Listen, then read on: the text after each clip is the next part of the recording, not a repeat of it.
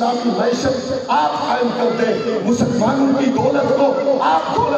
اسلامی دولت مشترکہ کی شکل دے دیں۔ انشاءاللہ الرحمن پورے عالم اسلام میں انقلاب اور مصطفی انقلاب، پورے عالم اسلام میں معاشرت اور مصطفی معاشرت کے قیام کو کوئی طاقت نہیں روک سکے گی۔ آپ پر ذمہ داری ہے، حکومتوں پر ذمہ داری ہے، OIC پر ذمہ داری ہے کہ ہم مسلمانوں کی، ہم کلمہ گو اہل اسلام کی اس آواز کو سنیں اور عالمی سطح پر اسلامی معاشی نظام قائم کر کے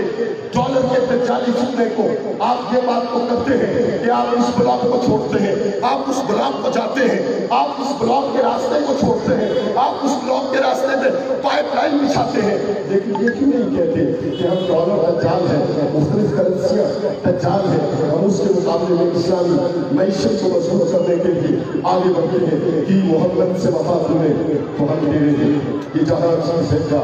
لہو کرم کریں۔